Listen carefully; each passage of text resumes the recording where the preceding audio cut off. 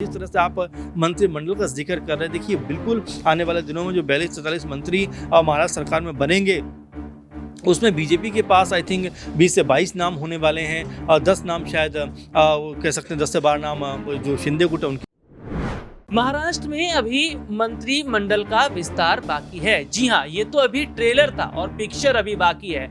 महाराष्ट्र में क्या चल पाएगी सरकार और क्या महाराष्ट्र में 5 साल तक मुख्यमंत्री रह पाएंगे देवेंद्र फडणवीस। खुशी खुशी उन्होंने सीएम पद की कमान संभाली, शपथ ग्रहण भी हो गया, उन्होंने पहला इंटरव्यू भी दिया है, लेकिन कहीं ना कहीं अंदर से डर इस बात का है कि एकनाथ शिंदे कहीं बड़ा खेल ना कर जाएं। हालांकि अजीत पवार को भी हम नहीं भूल सकते, क्योंकि अजीत पवार बिल्कुल नीतीश कुमार की तरह हैं और कब पलट जाएं ये बात तो खुद नीतीश ही जानते हैं या फिर दूसरे अजीत पवार जानते हैं। तो जिस तरीके का इतिहास नीतीश कुमार का रहा है, बिहार में आरजेडी या तो जेडीयू या जेडीयू या आरजेडी या बीजेपी के साथ में, यानी कि बीजेपी के साथ है।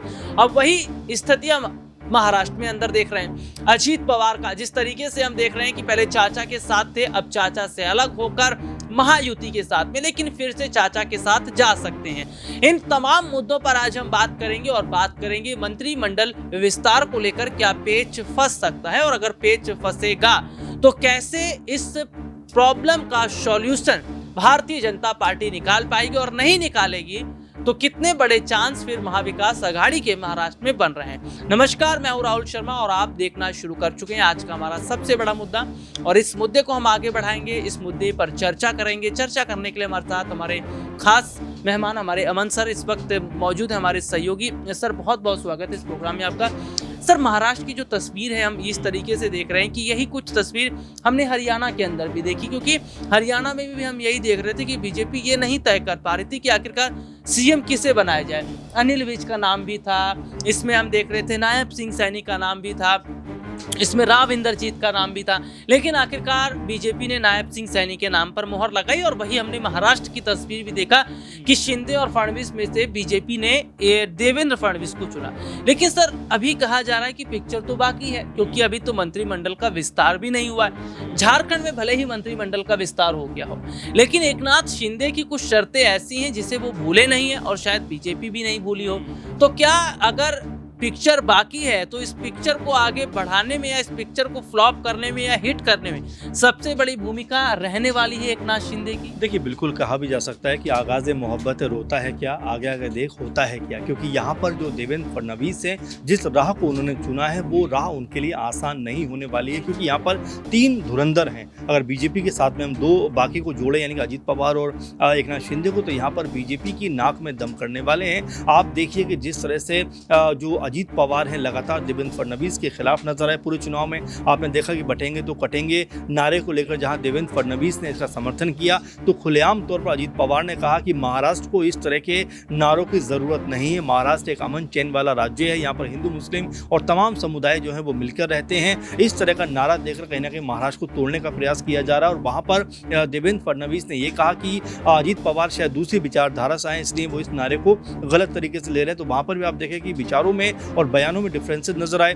इसके बाद नवाब मलिक को लेकर पूरा मामला सामने आया, जब बीजेपी ने साफ तौर पे ये कहा और खासकर देवेंद्र फडणवीस ने कहा कि जिस तरह से जो अजीत पवार ने नवाब मलिक को टिकट दिया है वो अच्छा उन्होंने नहीं किया है, और इस तरह की बातें, यानी कि दोनों की जो बातें थी वो आपस में तल्ख रूप लेती हुई नजर आई। फिर अजीत पवार कहते हुए नजर आते हैं कि शरद पवार के बारे में अगर किसी ने भी गलत बयानबाजी की तो उनसे बुरा कोई नहीं होगा, यानी कि वो अपने चाचा शरद पवार के बारे में एक भी गलत बात नहीं सुन सकते। इस बात को लेकर उन्होंने खुलेआम तौर पर यह कहा। तो आप देखिए कि यहाँ पर देवेंद्र फडणवीस और अजीत पवार के बीच भी जो अंडरस्टैंडिंग होनी चाहिए, जो आपस में तालमेल होना चाहिए, वो कहीं भी नजर नहीं आया। अब जरा एकनाथ शिंदे की आप बात कर लीजिए। एकनाथ शिंदे जब से बीजेपी के पक्ष में परिणाम निकलकर सामने आए हैं इन विधानसभा चुनावों के, तब से लगातार एकनाथ शिंदे यही बात कह रहे हैं कि भाई बिल्कुल ये बात कोई मानने में गुरेज नहीं करते कि बीजेपी एक बड़ा दल बनकर उभरा है, लेकिन इसका मतलब ये नहीं है कि मुख्यमंत्री उनकी तरफ से होगा। उन्होंने कहा कि ये कभी तय ही नहीं हुआ था कि भाई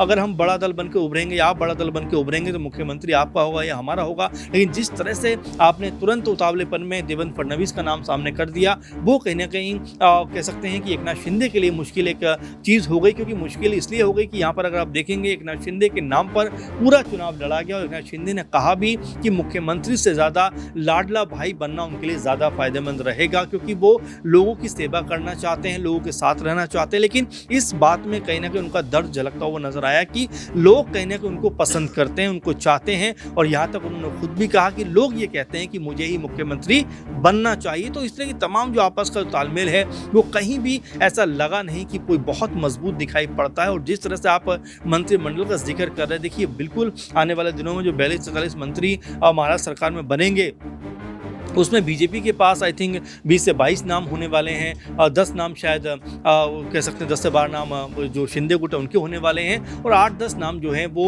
एनसीपी अजीत पवार के भी होने वाले हैं। लेकिन महत्वपूर्ण बात यह है कि इसमें से बड़े मंत्रालय, खासकर जो गृह मंत्रालय को लेकर सारी की सारी बात चल रही है, वो किसके कब्जे में जाने वाला है। अगर यहाँ पर शिंदे जो लगातार मांग कर रहे थे कि भाई उनको गृह मंत्रालय मिलना चाहिए, अगर वो गृह मंत्रालय नहीं मिलता है तो फिर उनका क्या इस पर रिएक्शन रहेगा, वो देखने वाली बात होगी। अजीत पवार को क्या कुछ दिया जाता है, क्योंकि देखिए हम उप मुख्यमंत्री के तौर पर एकनाथ शिंदे और अजीत पवार दोनों को देख रहे हैं, लेकिन दोनों ही कह सकते हैं कि ये कोई संवैधानिक पद तो है नहीं। तो ऐसे में कोई ना कोई मंत्रालय उनको मिलेगा, वो मंत्रालय क्या होने वाला है, कैसा होने वाला है, इसके ऊपर नजर लगी हुई। अगर मंत्रालय उनके मन मुताबिक नहीं मिला तो कोई बड़ा कह सकते हैं झटका यहाँ पर बीजेपी को लग सकता है। देवेंद्र फडणवीस जो उतावलेपन में 2020 में ही मुख्यमंत्री बन गए थे, लेकिन 8-10 दिन मुख्यमंत्री रहने के बाद उनको अपने पद से इस्तीफा देना पड़ा था, तो कहीं ऐसा ही होता हुआ नजर तो ना आए। तो ये तमाम सारे कयास जो लगते हुए नजर आ रहे हैं, क्योंकि बीजेपी ने जिस तरह शपथ ग्रहण समारोह कराया है उसमें देवेंद्र फडणवीस को शपथ मिली है, लेकिन इसके अलावा सिर्फ 2 चेहरे यानी कि एकनाथ और कह सकते हैं कि अजीत पवार के अलावा तीसरा चौथा कोई भी व्यक्ति वहां पर मौजूद नहीं है मंत्री के रूप में जिसको शपथ दिलाई गई हो। और अब 2 सप्ताह बीतने के बाद भी अगर मंत्रियों की लिस्ट तैयार नहीं है तो आप ये मानकर चलिए कि आपस में जो तनातनी का माहौल है वो खत्म नहीं हुआ है। सर, एक छोटी सी तस्वीर भी हमने महाराष्ट्र में देखी है। जब शपथ ग्रहण समारोह जब हम देख रहे थे, शपथ ग्रहण समारोह जब होने वाला था, शुरू होने वाला था, आखिरी समय तक की लड़ाई लड़ी है एकनाथ शिंदे ने।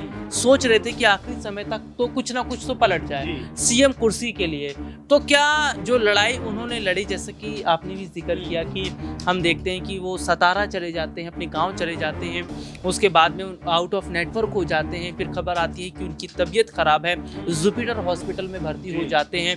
उसके बाद जब उन्हें पता है कि आज देवेंद्र फडणवीस सीएम पद की शपथ लेने वाले हैं, उस वक्त भी वो कहीं ना कहीं अमित शाह से मुलाकात की बात करते हैं। तो जो जद्दोजहद उन्होंने सीएम कुर्सी के लिए की, क्या वही जद्दोजहद जो है वो मंत्रिमंडल को लेकर हो सकती है, मंत्री के विभागों को लेकर हो सकती है शिंदे की तरफ से? बिल्कुल बिल्कुल राहुल जी, इसमें कोई दो राय की बात नहीं है कि अगर यहाँ पर हम मंत्रिमंडल की बात करें, जैसे मैं आपसे बारंबार कह रहा हूँ कि यहाँ जो मंत्रियों का बंटवारा होना है, यानी 3 दल हैं इसमें, बीजेपी के साथ में 2 और दल यहाँ पर नजर आते हैं, और दोनों दलों की मांग कहीं ना कहीं ये होगी कि भाई कुछ बड़े मंत्रालय उनको मिलने चाहिए, क्योंकि अगर मुख्यमंत्री बीजेपी का है तो कम से कम गृह मंत्रालय, वित्त मंत्रालय और जो बड़े बड़े मंत्रालय हैं, परिवहन मंत्रालय हो गया, ये बड़े बड़े मंत्रालय जो हैं ये उनके पाले में आने चाहिए। अगर यहाँ पर भी बीजेपी का कब्जा रहा तो जाहिर बात है कि अजीत पवार या शिंदे हों, दोनों यहाँ पर नाराज हो सकते हैं। अब बीजेपी को ये हल कैसे निकालना है, किस तरह से इन सब चीज़ों के ऊपर काम करना है, क्या जो बड़े मंत्रालय वो जो सीएम के अंडर में आने वाले हैं, अगर ऐसा होता है तो यहाँ पर बड़ी बगावत आपस में देखने को मिल सकती है। और देखिए लगातार इस बात को लेकर राहुल जी कहा भी जा रहा है कि सरकार बनाना बड़ा आसान होता है। जैसे कई बार हम लोगों ने देखा है कि लोग एक ही दिन के सीएम बनकर खत्म हो जाते हैं, उनको गद्दी छोड़नी पड़ती है। खुद अगर देवेंद्र फडणवीस की बात करें तो 8-10 दिन मुख्यमंत्री रहे, उसके बाद इस्तीफा उनको देना पड़ा। तो कुल मिलाकर स्थिति ये है कि यहाँ पर सरकार बनाने को तो बना ली है, लेकिन सरकार चला पाएंगे, इसको लेकर तमाम सारे सवाल उठते हुए दिखाई पड़ते हैं। तमाम सारे जो बयान है वो निकल कर सामने आते हैं, और देखिए बयान भी इसलिए निकल कर सामने आते हैं कि यहाँ पर जो दोनों दल हैं उनकी स्थिति जिस तरह की नजर आती है कि वो भी ताकतवर हैं, क्योंकि अगर दोनों दल बीजेपी का साथ छोड़ते हैं तो यहाँ बीजेपी जो है वो अल्प मत में आ जाएगी। और यहाँ पर अगर एमबीए की बात करें, यानी महाविकास आघाड़ी की बात करें, अगर इन दोनों दलों को साध पाते हैं तो सरकार बदलती हुई देर नहीं लगेगी। और यही तस्वीर हमने महाराष्ट्र में देखी थी जब 2.5 साल उद्धव ठाकरे मुख्यमंत्री बने, फिर 2.5 साल एकनाथ शिंदे मुख्यमंत्री बने। लेकिन अब ये सवाल खड़ा होता है कि अगर मंत्रिमंडल विस्तार से पहले मंत्री जो मंत्रालय है उनको लेकर अगर गहमा गहमी होती है, अगर उनको लेकर बात नहीं होती है, तो क्या महायुति के अंदर फूट पड़ती नजर आएगी? इस मुद्दे पर आपकी क्या राय, कमेंट करके जरूर बता सकते हैं। फिलहाल आज के इस प्रोग्राम में इतना ही। मुझे और सर को इजाजत दीजिए। नमस्कार।